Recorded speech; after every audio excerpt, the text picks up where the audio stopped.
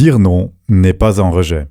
C'est parfois le premier vrai acte d'amour envers soi. Et pourtant, c'est celui qu'on évite le plus. Bienvenue sur Renaissance 69. Bonjour Lina. Bonjour Yann, bienvenue cher auditeur, chère auditrice sur Renaissance 69. Lina, est-ce que le prochain oui que tu t'apprêtes à dire est en train de te trahir? Et si le non que tu évites depuis des mois était exactement celui qui pourrait te sauver? Oui Yann, aujourd'hui, on va parler d'un mot minuscule, le non, mais qui change nos vies. Dire non, ce n'est pas rejeter, ce n'est pas blesser, ce n'est pas être égoïste. Dire non, c'est parfois, je dirais, le premier vrai acte d'amour envers soi. Donc, dans cet épisode, vous allez repartir avec une compréhension claire de pourquoi c'est si dur de dire non, des exemples vrais, vécus, et surtout un outil concret pour oser votre prochain non. Donc, c'est pas un podcast pour réfléchir. C'est un podcast pour agir. Yann, c'est quoi le nom qui t'a sauvé?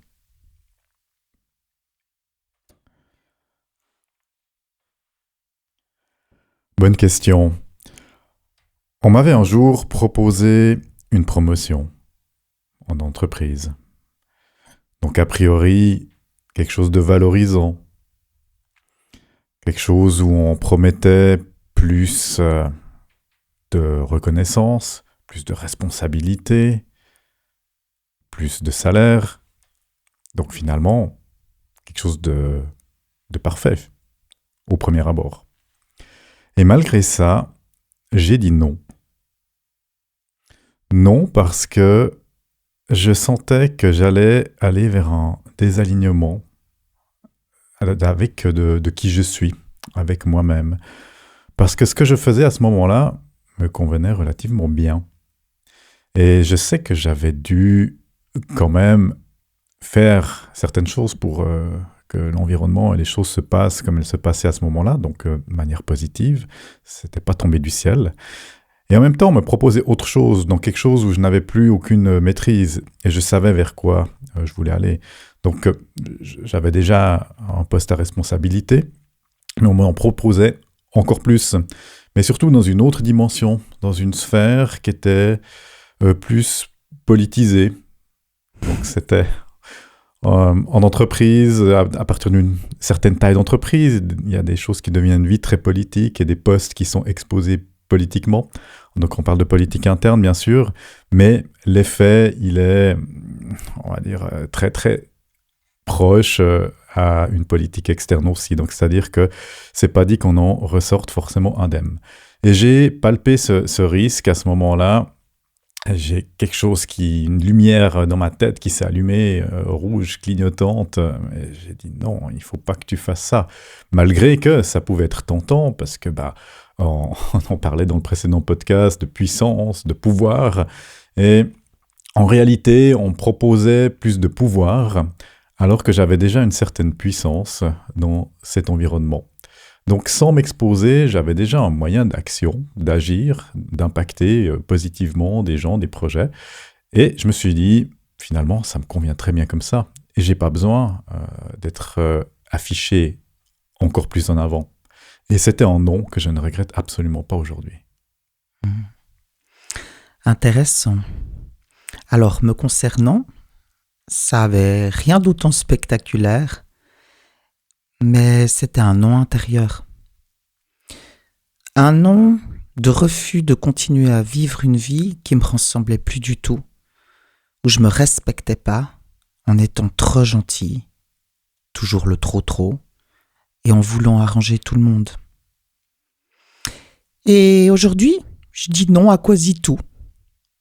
Non à un confort, non à un amour, non à me laisser dominer, non à une image, non à une version de moi qui plaisait mais qui m'épuisait.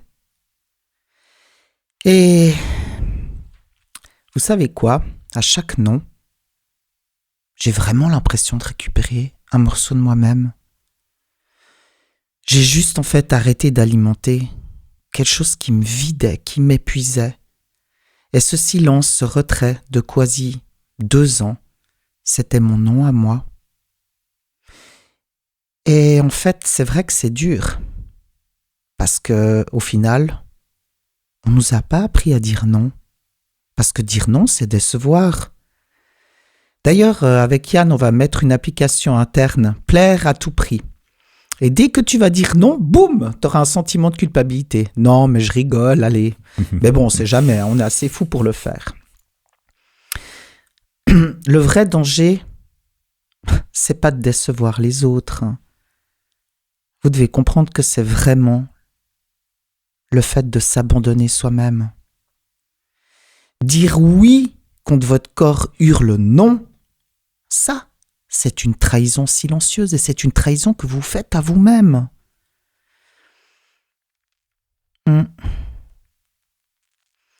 Yann, concrètement, qu'est-ce que ça te crée de dire un oui automatiquement? À la seconde où je le dis, ça crée un sentiment de ouf. Je dis oui, on est dans le positif. C'est comme si le cerveau était câblé pour que les choses qui ne créent pas d'obstacles, en fait, oui, je dis oui, je sais que la personne en face, elle va être contente si je dis oui, si je lui dis oui. Et ça de manière générale. Mais après, ce dont à quoi je ne réfléchis pas sur le moment, c'est que quelles sont les conséquences d'avoir dit ce oui à plus long terme ou même immédiatement après. Donc quand je disais dans la seconde, je suis bien en fait. Mais quand je réalise réellement ce que ça signifie, ça peut être plus compliqué. Et puis cette phase où je réalise que j'ai dit oui mais que j'aurais pas dû, je commence à regretter. C'est trop tard parce que je me suis déjà engagé et je suis plutôt quelqu'un qui m'engage quand j'ai dit oui. Donc je suis prêt en fait à assumer ce oui que j'ai dit à un instant et que 2 secondes après je l'ai regretté. Et c'est compliqué, hein. C'est compliqué et ça a déjà été compliqué. Donc j'ai appris à travers ces oui un petit peu lancés comme ça que en silence et en silence plus de réflexion pouvait avoir énormément d'impact positif ou éviter un impact négatif. Donc voilà ce que ça me procure un oui sur le moment. Mais après, généralement, si c'était un oui par principe, c'est compliqué à gérer. Et je dis ça parce que j'ai vécu ça beaucoup, beaucoup de fois, jusqu'au moment où j'ai appris à dire non. Et puis si je dis non, voilà, j'ai dit non. Et au début, ce qui était compliqué, c'était se dire ouais, mais attends, j'ai peut-être blessé, j'ai peut-être déçu, ou peut-être j'ai fait quelque chose en fait qui n'était pas dans mon schéma habituel. Et en fait, à force de le faire, aujourd'hui, j'ai aucun problème à dire non. Parce que non, parce que c'est comme ça, et parce que je sais l'impact négatif que ça peut avoir, ce oui par convenance. D'où l'importance de prendre du temps avant de dire oui, parce que chaque oui forcé, ou spontané peut-être, pourrait devenir une dette intérieure, et donc provoquer de la fatigue chronique, des tensions, des relations déséquilibrées, puis même des rancœurs, et puis tout ça, ça amène à un schmilblick qu'on aurait pu bien éviter en réfléchissant, en se mettant en retrait, ou tout simplement en disant non. Et maintenant, Yann, un non mal placé, ça peut aussi fermer des portes, non ? Très très bonne question. Si je reviens à mon premier exemple de cette fameuse promotion, est-ce que c'était un non mal placé ? À vrai dire, je ne le saurais jamais. Je ne saurais jamais ce que j'aurais potentiellement manqué. Peut-être que ça aurait changé complètement ma trajectoire de vie. Donc, savoir si le non était mal placé, c'est difficile. C'est pour n'importe quel... Bon, là, on parle du cas des opportunités, mais ça peut être n'importe quelle opportunité d'affaires où quelqu'un vous propose de vous associer ou de faire un projet ou une chose. Est-ce qu'il fallait accepter à ce moment-là? Et du coup, on voit que la personne qui nous a proposé, on a dit non, elle a réussi dans son entreprise. C'est bien, mais est-ce que, en ayant dit dit oui à ce moment-là, est-ce que l'issue, est-ce que je dis on, cette personne qui a proposé et moi-même, est-ce que on aurait réussi ensemble? C'est même pas dit. Donc j'ai envie de dire, c'est quasiment impossible à savoir à cette question. Ouais. Donc en tout cas, dans ce contexte-là, Après, je pense que c'est bien de se fier aussi à son instinct et puis que tu avais des raisons certainement de dire non. Oui, dire non, c'est pas une arme, hein. C'est un acte conscient. Il y a des noms qui sont courageux et des noms qui sont défensifs. Donc là, c'était un acte courageux de ta part.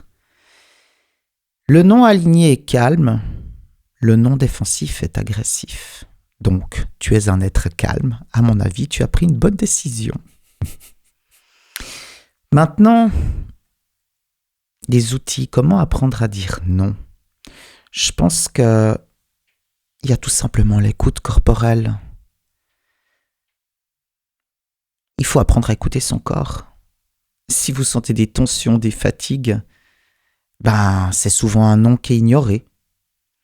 Après, il y a les délais stratégiques. Faut pas tout de suite répondre, faut pas tout de suite prendre une position. Mais peut-être dire tout simplement « je vous réponds demain ». Ça, c'est un véritable acte de puissance selon moi.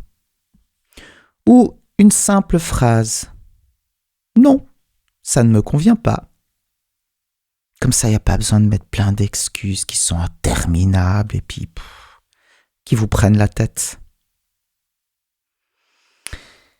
Il faut peut-être aussi clarifier « c'est vrai, oui ». On va dire que plus on sait ce qu'on se veut, où on veut aller, la trajectoire, avec qui, quoi, comment, plus en fait tout deviendra évident.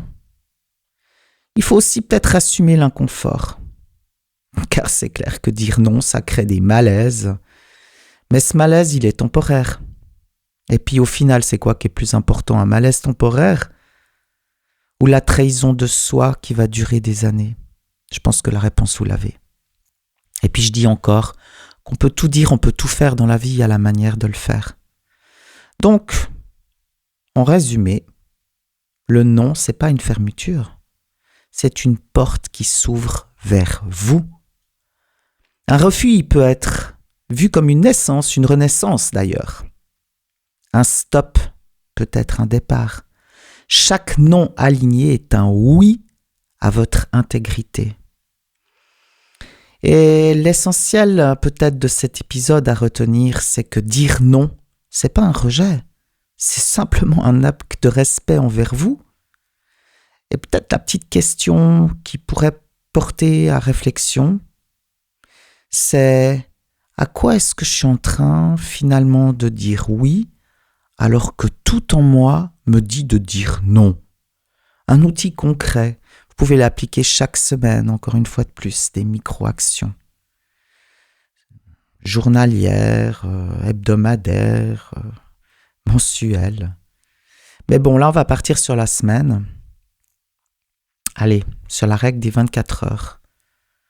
Pour toutes les demandes que vous aurez qui seront non urgentes, prenez le temps, 24 heures, avant de répondre. Des gestes concrets. Tout simplement dire un non clair.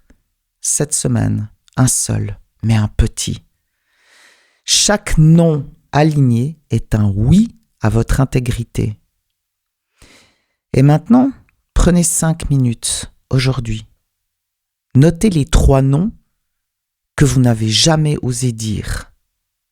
Choisissez-en un et honorez-vous. C'est ce que je vous recommande, chers auditeurs, chères auditrices. L'acte d'amour que vous évitez depuis si longtemps, il commence par un non. Si cet épisode vous a parlé, partagez-le à quelqu'un en qui ce poids des oui pourrait résonner.